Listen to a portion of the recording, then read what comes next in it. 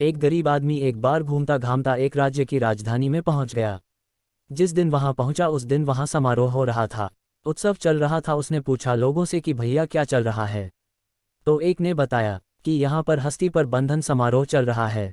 उसने पूछा भाई क्या होता है इसमें। तो इसमें बताया गया कि यहाँ पर क्या होगा, अभी थोड़ी देर में शाही हाथी आएगा और इस रास्ते से गुजरेगा।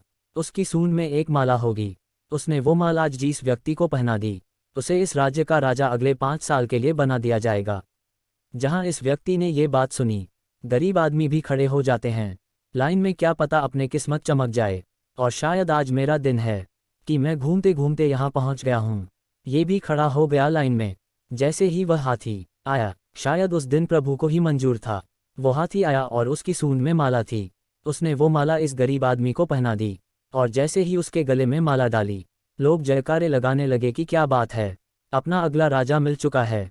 राजपुरोहित ने बुलाया, इसका तिलक किया और कहा अब आप सुन लीजिए शर्तें। तो उसने सोचा शर्तें भी हैं।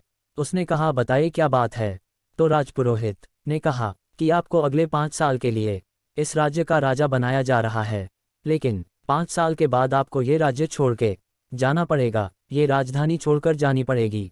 जंगल में एक नदी है जिसमें बड़े बड़े मगरमच्छ है, वो उनसे मुकाबला करना होगा, अपनी ताकत दिखानी होगी। अगर आपने ताकत दिखा दी तो आपको नदी पार करके जंगल में उस तरफ एक गांव है, प्यारा सा सुंदर सा, वहां जाकर अपना जीवन बिता सकते हैं। कुछ लोगों ने ऐसा किया है, कुछ लोग अपना जीवन गंवा चुके हैं। अब आप बताइए कि क्या आप 5 साल के लिए राजा बनने के लिए तैयार है।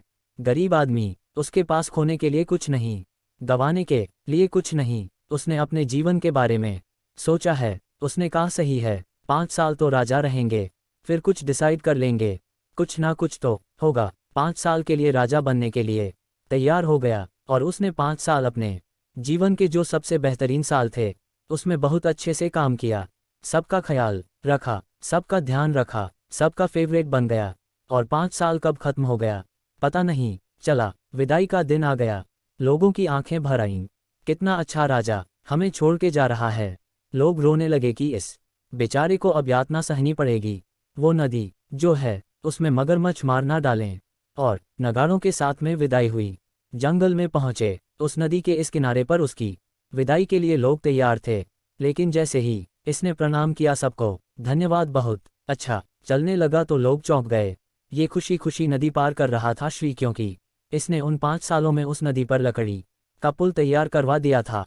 लोग वापस प्रसन्न हो गए कि चलो राजा सुरक्षित रहेंगे, अच्छे से रहेंगे। कहानी राजा की और नदी की नहीं है, कहानी आपकी हमारी है। हमें भी एक लिमिटेड पीरियड मिला है जिसमें हम इस मनुष्य के रूप में आए, लेकिन अब हम पर डिपेंड करता है कि क्या हम जब यहाँ से जा रहे होंगे तो क्या हम इस भवसागर को पार करने के लिए वो पुल तैयार करते हैं, अच्छे कामों से, दुआओं से, मेडिटेशन से, कि जब हम ये दुनिया छोड़कर जा रहे हो तो हमें यातनाएं न सहनी पड़े, हमें ऐसी जगह ना जाना पड़े जिसे नरक कहते हैं। कुछ अच्छा करे और भवसागर पार करके पहुंच जाए वहां जो दूसरा लोग हैं। ये छोटी सी कहानी बस यही सिखाती है कि अच्छे कर्म करते चलिए, दुआएं कमाते चलिए, बाकी सब वो देख लेगा।